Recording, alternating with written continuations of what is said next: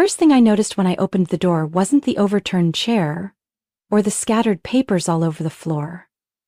It was a thick silence, so heavy it choked the air. No humming from the AC. No ticking from the wall clock I used to complain was always off. My name is Everly. 3 days ago I was still forcing a polite smile at a retreat in Colorado, dragged into trust-building games with coworkers I'd never seen outside of Zoom. The instructor kept repeating, "To work well together, you must first learn to trust." I almost laughed. I had trusted my husband's family, trusted them enough to hand over the house key. And now, here I was, standing in a wrecked living room, hand still on the doorknob, realizing just how wrong I'd been. The safe in the bedroom had been pried open. I rushed in on instinct, hoping something might have been spared. No cash, no expensive jewelry. What they took were letters, vintage handwritten letters from my grandmother, the woman who raised me with trembling hands and a steel heart. I kept those letters like relics, like breath, like part of me. I called Mason, my husband. 1 ring, 2 rings. Then his familiar voicemail cut in, curt. "This is Mason, leave a message." I bit my lip. "Mason? Someone broke into the house. The safe was opened. Call me back, right now," I said, trying to keep my voice from cracking. But I already knew where he was. Probably at his mother's place, like a 10-year-old crawling into her lap even though he was 35. I walked past the chaotic kitchen, gripped boxes, cabinet doors thrown wide open like someone had deliberately tried to expose every piece of my private life. My hand trembled as I touched the wooden cupboard my grandmother used to lean on every morning to make coffee. No burglar takes handwritten letters. This wasn't a robbery, it was a message. I stepped back into the living room where the late afternoon sun sliced through the crooked blinds and cast slashes across the floor like knives through memory. That's when I saw the footprint. A clear mark on the light wood. High-heeled sole, soft leather lining, the kind of shoe I had seen Chloe, Mason's sister, wear to their mother's birthday party last month. That style wasn't sold in stores, and I knew for certain the print wasn't mine. My chest began to tighten. Chloe had once kicked my sofa during an argument and left a scratch I never managed to fix. Now I understood. She hadn't just kicked furniture. She had stomped on my trust. I grabbed my phone. This time, I didn't call Mason. I texted, "Did you give your mother the house key?" Less than a minute later, the phone rang. It was Mason. "I'm at Mom's. What's going on?" I didn't answer his question. "I'll ask you one more time. Did you give her the key?" No words came, just a silence that told me everything. I gripped the phone tighter, my voice dropping low and cold. My grandmother's letters, the only things I had left, are gone. And I swear to you, if this is how your family thinks they can control me, they'll regret it. I didn't call Mason again. I called Zane. Zane was a colleague from the legal investigations department where I worked as an assistant. We weren't close, but he was the only one who had ever stood up for me when coworkers made snide remarks about my blue-collar background. A man who kept his word and didn't run his mouth. "Zane, I need your help," I said the moment he picked up. "Everly?" His voice was deep and alert. "What's going on?" I think my mother-in-law broke into my house. They took my grandmother's letters." A long pause, then he asked, "Was he involved?" "April gave them the key?" Some names don't need to be spoken. Zane understood anyway. "Give me 10 minutes, I'll be there," he said, then hung up. I stood by the window, watching the trees tremble in the wind. In my mind, I replayed every time Helen, Mason's mother, repeated that tired refrain about the tragic history between our families. That my grandmother stole the land that should have belonged to their family. That the letters I kept were evidence of wrongs that needed to be made right. The first time she said it was right before the wedding, I thought it was just bitterness and let it slide. Zane arrived sooner than I expected. His black SUV pulled neatly in front of the house. He wore a simple gray dress shirt, no tie, his expression sharp as always, but his eyes showed concern. I led him inside. Without needing direction, he inspected the damage. When he reached the safe, his brow furrowed. They didn't force it open hard. Might have had a spare key. But a code is still needed, he said. I handed him a slip of paper I'd found in the drawer while cleaning, a receipt from a locksmith. The date on it was 3 days ago, while I was still in Colorado. They had a new key made, didn't use the old one, I said. Check the name on the order. Zane squinted. Recipient. Chloe Whitman? Mason's sister. I didn't know whether to cry or laugh. She's involved too, I muttered. And someone else? Zane added, handing me his phone. I asked a neighbor who usually walks her dog past your house. She said she saw a strange man leaving with Helen yesterday. It wasn't Mason. Could she describe him? Around 50, dark suit, carrying a document bag. A chill ran down my spine. I didn't need a photo to know that was Dean Whitaker, Helen's personal attorney for the past 15 years. A seasoned manipulator once described by the local paper as the legal cleaner for this city's elite. Zane said, I'll try to pull traffic cam footage near the area. If Dean really came here, this is no longer just a family dispute. I bit back every word. The fury didn't fade, it smoldered. I reopened my inbox. The last message from Mason popped up. Don't blow this out of proportion. Mom just wanted to find some old photos. I almost laughed out loud. Old photos? Zane, I can't wait anymore. If they've already brought in Dean, they're planning something bigger, maybe a lawsuit. Maybe painting me as mentally unstable to get hold of my grandmother's documents. Then we need to act first. Do you have any home security cameras? Old ones. No remote access.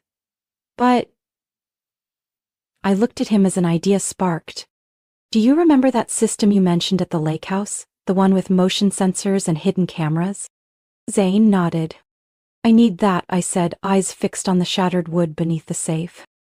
I want to know exactly how they got in, and next time I want evidence. The following afternoon I stepped out of the car in a long, brown knit coat buttoned tight holding a folder of receipts. The air was crisp, cold enough to contract the skin and shrink the heart by degrees. I rang Helen's doorbell with a calmness even I didn't know I had. The door opened, and Helen appeared as if she had been standing there waiting. Just like always. Hair pinned high, red lipstick without a smear, gray silk dress without a wrinkle, polished, pristine, powerful, almost artificially so. Everly, she smiled, like I was a welcome guest. Mason isn't home.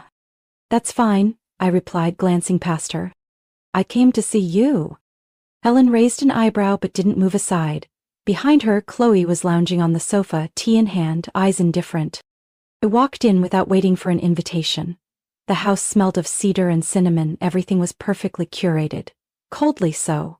It didn't feel like a home. It felt like a showroom. I set the folder on the glass coffee table in the center of the living room.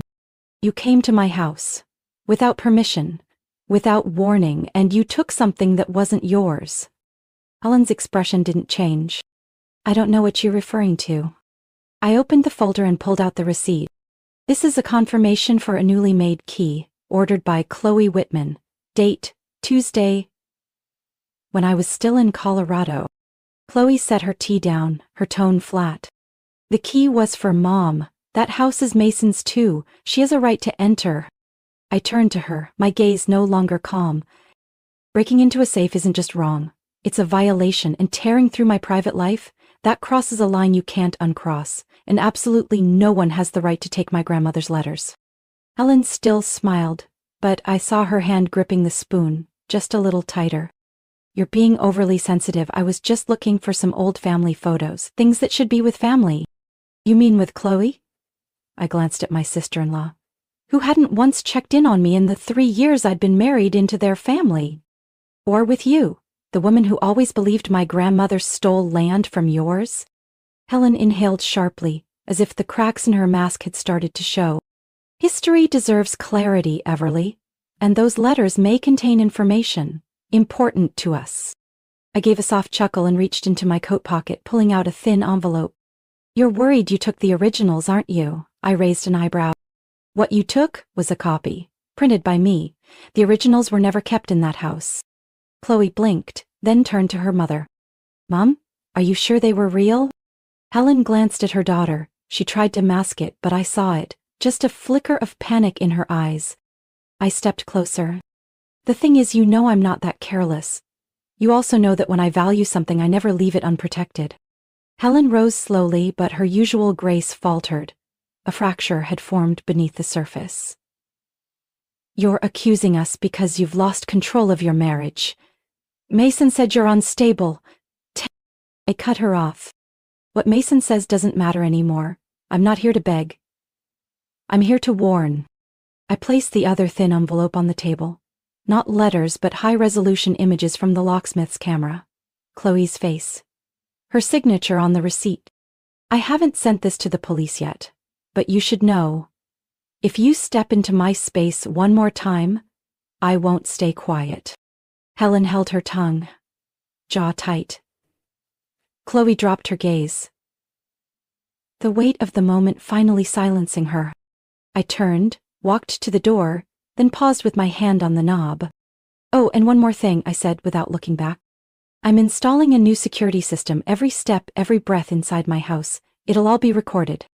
3 days later, my house was fortified like a fortress, but no one would have known from the outside. Zane brought in the new security gear from the lake house where he had once tested the setup. Hidden cameras, motion sensors, audio mics tucked behind outlets and beneath the fireplace. Every data stream was fed directly to my phone, encrypted and accessible only by 2 people, me and Zane. This is a test recording, he said, showing me the footage from a hidden camera in my home office. High resolution, clear audio. If anyone sneaks in again, we'll have everything. I held the phone tightly like it was a weapon. But I hadn't told Zane everything.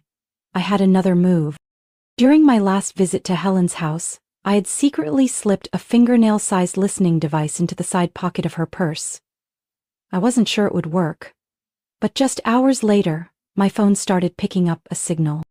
When I played the first recording, the sounds from Helen's house came through, chillingly clear. Bubbling water, clinking dishes, then voices. Undeniable. We have to find the Crosswell documents. It was Helen, her voice sharp as a blade. Mom, that was over 40 years ago, Chloe, annoyed. Who even cares anymore? The lawyer says if it gets out, the Whitman name won't survive on the city council. My chest tightened. Crosswell. It was a name I had only heard once. From my grandmother when I was 15, groggy from her knee surgery. No one can know about Crosswell. They won't spare you. I used to think it was a dream, but it wasn't. Helen was talking about it, and clearly she believed I had a copy of something linked to it. I played the next recording from the following day. Mason's too weak, Helen said. He always softens. If she finds Crosswell and leaks it to the press, everything will collapse. We'll make her stay quiet, Chloe cut in. She wants peace, right? Then threaten what she loves most. That night, while updating case files, my phone buzzed. A message from an unknown number. Crosswell documents. Noon tomorrow. West Bench, Greenhill Park. Come alone. If not, Mason will learn everything. And we won't be responsible for what happens. I reread the message several times but didn't reply. Instead, I forwarded it to Zane with a short note. Do you think their lawyer, Dean Whitaker, is involved? Zane called me immediately. He's the only one who's ever handled Crosswell for the Whitmans. If that file is serious enough to ruin Helen's political career, then yes, Dean has every reason to shut you down. I walked to the window, watching the warm porch lights flicker across the railing. A ripple in my chest. I'll go to the park. But I won't go alone. Zane didn't ask questions. I'll go ahead, watch from a distance. And you, stay calm. Don't let them touch anything you bring. I'm not bringing anything, just one thing, the truth. Zane was quiet, then asked softly, Aren't you scared? I thought of Helen's eyes when I told her the letters were copies. They held no pride, just the panic of someone losing control. I used to fear the quiet, but not anymore. Not when I've seen what real darkness looks like. I arrived at Tannersfield Park right on time. The air was crisp, sunlight soft over winding trails by the lake. Mason was already seated on the wooden bench. He wore a light jacket, hands clasped tightly, looking like a man awaiting a verdict. I didn't greet him, just sat down. A space between us, like the way we'd lived under one roof for months. I opened my bag, took out a thick envelope, and placed it in his hand. You should see this. Mason opened the envelope, pulled out the pages. Copies of the Croswell documents. Legal records buried for over 4 decades. Numbers, testimonies, seals, and the signature of his grandfather. It's all real, I said. Not speculation, not family gossip. Every word is backed by records. He reached the 3rd page, his hand froze. My grandfather forced the transfer? Used his influence and threatened to revoke her operating permit until my grandmother signed away the land. The wind swept across the lake. Neither of us spoke. The weight of truth hung between us like fog. She kept this buried her entire life, I continued. Not out of fear, but because she knew, if the truth came out, our family would never find peace with your mother. Mason folded the file, his eyes still on it. I didn't know any of this, Everly. I know, I said. But you knew other things, and you stayed silent. Mason looked up. You're angry I didn't take your side? I looked him straight in the eyes. Not for not choosing me, but for always choosing her when she barged into our home, when she had someone ransack the safe, when she insulted me. Right in front of you. You said nothing, and sometimes silence is complicity. He leaned forward. You don't understand. My mom had a reason to be afraid. She said if you touched anything related to Croswell, she'd submit your therapy records to the court. Back when you just graduated, you went through a few sessions. Because of work pressure. Because of insomnia. I went still. She said if you tried to sue, she'd use that to prove you were unstable, to gain control of the house, frame you as a legal threat to the family assets. And you went along with that? He looked down, words caught somewhere he'd never speak. I got to my feet, not waiting any longer. I'm not afraid of your mother, I said slowly. I just regret that after 3 years of loving someone, when I needed him to protect me the most, he stepped back. Everly, I'm sorry, he called out. I'll talk to her, No need, I cut him off, because this morning, I filed for divorce. My attorney will send you a copy this afternoon. Mason froze. You can't? I already did. I met his eyes. Once more, and never again. I used to believe you'd stand by me. But it turns out, I was alone all along. I turned to leave. Everly, he called after me, stepping forward. But no further. That same familiar hesitation, one I no longer had the patience to forgive. Friday, exactly 10 a.m. I sat in my car parked half a block from the house, eyes locked on my phone screen. The hidden surveillance system worked flawlessly. Crystal clear visuals, pristine audio. Every doorway, every room corner was under watch. The familiar silver SUV appeared first. Helen stepped out, cashmere coat, hair pinned tight, face set like she was headed to a city council meeting.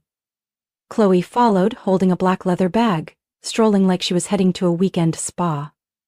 And then, Morton. Their attorney, with his briefcase in tow. I had guessed right. They came to settle the matter.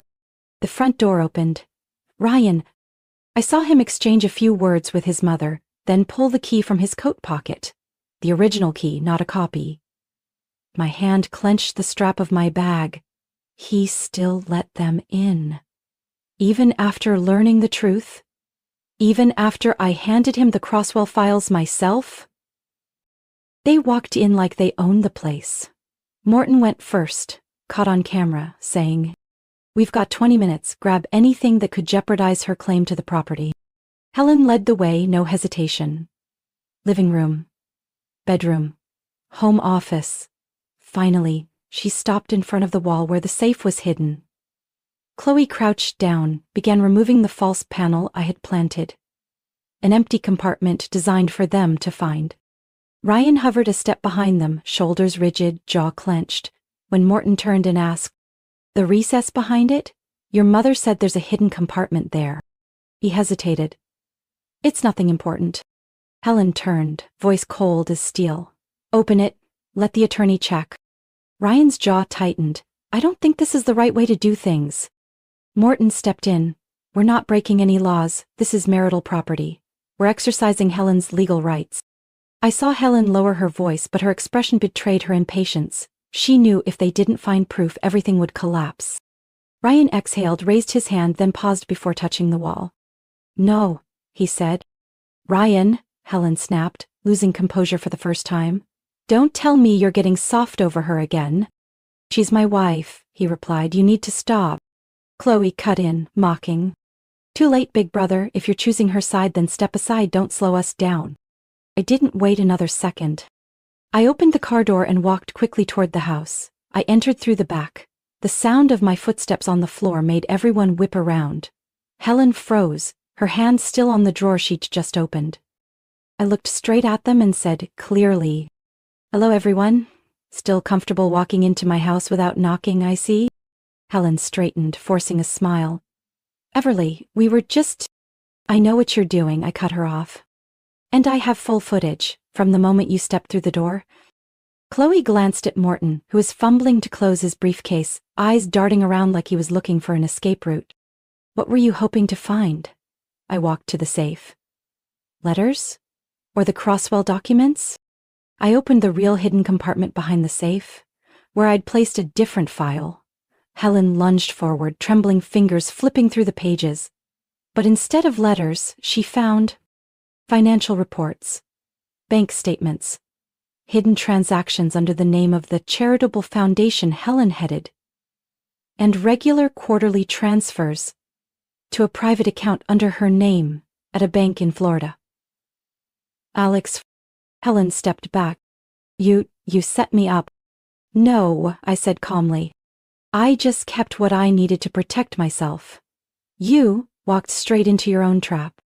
Morton whispered something to Helen, then quickly made his way to the back door. "We didn't do anything illegal," Chloe began, but I raised my phone. "I don't need to argue. Everything's recorded, visuals, audio, time-stamped. You entered without consent, trespassed on private property, and now you're caught with proof of embezzlement." I turned to Ryan. "Still standing behind them? Or are you finally ready to stand for something else?" He lowered his head. Helen gave a bitter smile. "This isn't over, Everly." "I know, but next time you won't be free to walk into my home." My new apartment sits on the 5th floor, overlooking a small square where a violinist often plays in the early mornings. It's not big or fancy, but every corner bears my mark. Canvas frames near the window, a stack of old books my grandmother used to read, and the soft scent of lavender oil drifting through each night. I no longer need high-tech locks or cameras in every room. I don't triple-check the windows before bed. I'm no longer living in defense. I'm living to breathe. That morning, just as I was making coffee, there was a knock at the door. 3 quick taps, 1 slow one. A rhythm that used to melt my heart. I opened the door and there stood Mason, holding a bundle of old parchment tied with an ivory ribbon. "I was clearing out Mom's office," he said. "Found this in the bottom drawer." I stared at it, aged paper, familiar ribbon, and felt the air catch in my lungs. Aged paper, slanted handwriting, the original letters, words my grandmother had written by hand from memory, from flesh and blood. "They belong to you," Mason said, eyes slightly red. "You don't have to forgive me." But I wanted to give back at least one thing that was right. I took the bundle. I didn't thank him. I didn't blame him. A part of me had let go a long time ago.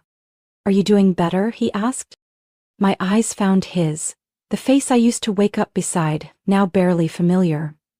Once believed would walk beside me for life, now standing like an old song, not off key, just no longer mine. "Much better," I replied softly. "I don't dream of being trapped in a house with doors that won't open anymore." He didn't try to say more, he just placed a small envelope on the doorstep and left. Inside was a signed copy of the motion to end the property dispute. He had finally chosen the truth, but now that it was over, all I felt was relief. No regret. That night I opened one of my grandmother's letters, the one she wrote 3 weeks before she passed, her handwriting slightly shaky. "My dearest Everly, there are people who spend their whole lives just trying to win. But you don't have to beat them. You only have to overcome yourself. Overcome the anger, the pain, and the urge to strike back. The greatest victory is sometimes just refusing to play their game. Love. Grandma. I folded the letter and placed it next to my jar of paintbrushes. 2 days later, Zane knocked on the door, holding 2 sandwich boxes and 2 cans of lemonade. I wasn't sure if inviting you out to lunch would be too soon, so... I brought lunch here, he said with a shy smile. I laughed. If there's grilled cheese, I'll forgive you. There is, and banana bread too. We ate by the window, noon sunlight spilling across his shoulder. No tension, no expectations, just presence, a true friendship. No claims, no need to prove anything. After lunch, Zane glanced at the unfinished painting on my easel. Are you submitting that to ArtLink? I froze. How did he know? I heard the gallery assistant say you were invited. The world needs to see your colors, Everly. My eyes settled on the canvas. Faded gray, streaks of violet, wounds and healing in color. Faded gray beneath streaks of violet, still incomplete lines. Maybe I will, I said. Night fell. I stood alone in my apartment. Soft wind brushing in from the balcony, carrying the scent of pine from a distant park. The city was no longer where I ran from. It was where I rebuilt my life. Detail by detail, breath by breath. My phone buzzed, an email from the gallery.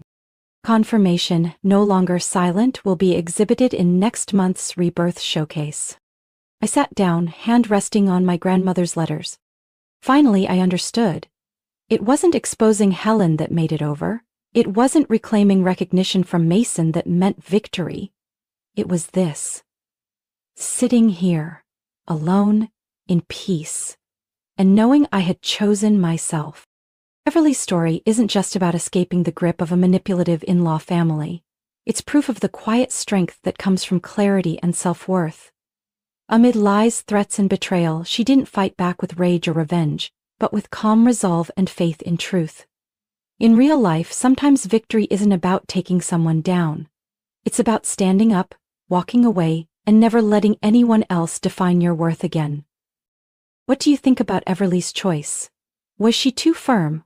Or was it the only way to save herself? Share your thoughts in the comments, and don't forget to follow the channel for more powerful stories about family and life.